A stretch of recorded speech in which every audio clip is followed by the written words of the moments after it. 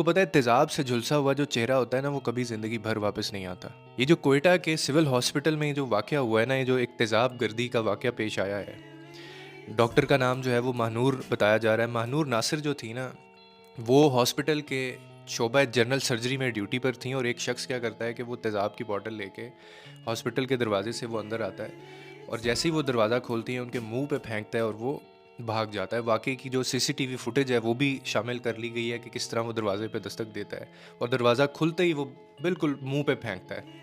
उसके बाद जो हुआ, जो मनाज़िर हैं वो ना मैं आपको बता सकता हूँ, ना मैं आपको दिखा सकता हूँ। मेरा सवाल ये है पाकिस्तानियों से और हमारे हुक्मरानों से कि महानूर नासिर कोई अजनबी नहीं थी। पाकिस्तान की वो बेटी थी जिसने इस सरज़मीन पर पढ़ लिख के सख्त मेहनत करके डॉक्टरी की जो डिग्री है वो हासिल की और इसी धरती को सर्व करने का उसने सोचा। लोगों की खिदमत करना अपना फ़र्ज़ समझा उसने। ये भी जानती थी कि बलूचिस्तान में जो ख़वातीन हैं उस वहाँ पे डॉक्टरों की कितनी कमी है। वो ये भी जानती थी कि जिस जगह पे उन्होंने ड्यूटी देनी है वहाँ पे ड्यूटी देना कितना ख़तरनाक है।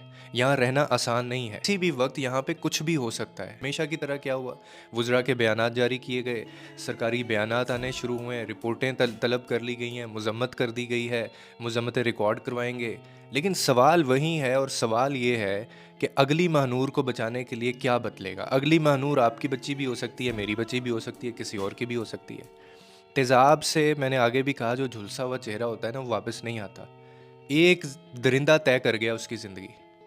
और ये जो इस तरह के वाक़यात होते हैं ना, इससे जो मुतासरीन जो होते हैं वो सारी उम्र मर मर के अपनी ज़िंदगी गुजारते हैं, चेहरा नहीं दिखा सकते। हमारे यहाँ बेटी को जन्म देना, पालना, पढ़ाना, फिर उसको काम काज के ऊपर भेज देना भी, ये भी इम्तिहान होता है माँ बाप के लिए। हम एक ऐसे सोसाइटी में ज़िंदा रह रहे हैं। अफसोस ये कि जो माशरा अपने हॉस्पिटल्स में अपने डॉक्टर्स को तहफ़्फ़ुज़ नहीं दे सकता, उनको महफूज नहीं रख सकता, तो सर उस माशरे को इलाज की नहीं आईने की ज़रूरत है और बलूचिस्तान को इस आईने की सबसे ज़्यादा ज़रूरत है। और ये पहला वाक़या नहीं है कि किसी ने हॉस्पिटल में घुस के किसी खातून को मारा है इस तरह से।